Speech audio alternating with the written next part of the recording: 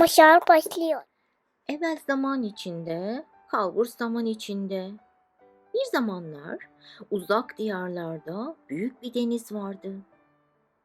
Bu denizin kıyısında yaşayan çocuklar oyun oynamak isterdi ama gökyüzü hep dumanlıydı.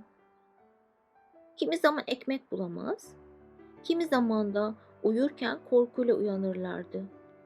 Güneşin ışığını tam göremeyen, çocukların oyunlarını yarıda kesen acıların hüküm sürdüğü bu ülke Gazze'ydi.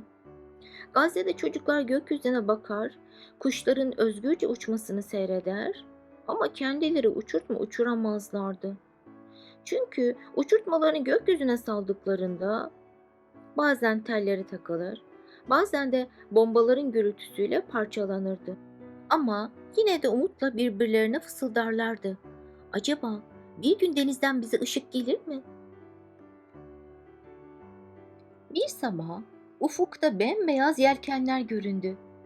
Güneş ışığında parlayan bu gemiler sıradan değildi. Onlara umut filosu denirdi. Denizlerin en derinlerinde, rüzgarların en serin estiği kıyılarda insanlar bir araya gelmişti ve onların kalplerinde büyük bir sır vardı, umut. Hep birlikte bir umut filosu oluşturmuşlardı. Gemiler sıradan değildi. Birinde bomba yerine oyuncak ayılar vardı. Birinde silah yerine kitaplar. Birinde un çuvalları, yiyecekler, mamalar. Birinde ise en değerli hazine olan saf görüşler saklıydı. Bütün dünyadaki herkes bu gemilerdeydi. Kimi dualarıyla, kimi gönülleriyle, kimi destekleriyle. Gemiler gökyüzüne yükselen dualarla denizi yara yara ilerliyordu. Çocuklar sahilden her dalga sesini işittiklerinde acaba geliyorlar mı diye birbirlerine fısıldıyorlardı. Büyükler ise sessizce gözyaşlarını siliyor ama kalplerinde bir kıvılcım yanıyordu. Ne var ki karanlık rüzgarlar da bu yolculuğu duymuştu. Umudu istemeyenler gemilerin önüne yüksek dalgalar yığdı, zincirler çekti. Kimse bu çocuklara yardım etmesin dediler. Ama gemilerdeki kaptanların kalbi korkudan yapılmamıştı. Onların yüreği merhametle yoğrulmuştu, cesaretle yoğrulmuştu.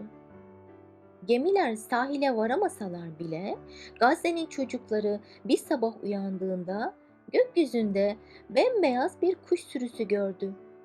Bu kuşların gagalarında minik kağıtlar vardı. Kağıtlarda tek bir cümle yazıyordu. Unutulmadınız. Ve o andan sonra Gazze'nin çocukları artık hayal kurmaktan vazgeçmedi. Her dar sokakta, her yıkık duvarda, her gözyaşında küçük bir umut tohumu yeşermeye başladı. Çünkü bir tohum toprağa düşerse bir gün mutlaka filizlenirdi. Zulüm ne kadar büyük olursa olsun bir kişinin yüreğindeki merhamet dalgalara karıştığında umut filoları her zaman yola çıkardı. Günler geçti. Gemiler yorulmadı ve nihayet Gazze'nin sahilinde çocuklar koşuşturdu. Küçük ayaklar denize bastı, ellerini salladılar. Hoş geldiniz. Gemiler kıyıya yanaştığında yiyecekler torbalara, oyuncaklar kucaklara, kitaplar minik ellerin arasına dağıtıldı. Çocuklar ilk defa aylardır karınlarını doymuş hissetti. Kimi bir futbol topuyla koştu, kimi bir kitabın sayfalarını çevirdi. En küçüğü de elinde kırmızı bir balonu tutarak gülümsedi. Denizden gelen umut kalplerden hiç silinmez. Dualar hiçbir zaman geri çevrilmez. Evet, masalımız burada bitti. Biz de dualarımızla, gayretlerimizle bütün dünyadaki mazlumları hiç unutmayalım ve Gazze'nin özgür olduğu günlerde yeni masallar yapalım, olur mu? Hadi hepinizi, sizi çok ama çok seven Allah'a emanet ediyorum. Hoşça kalın.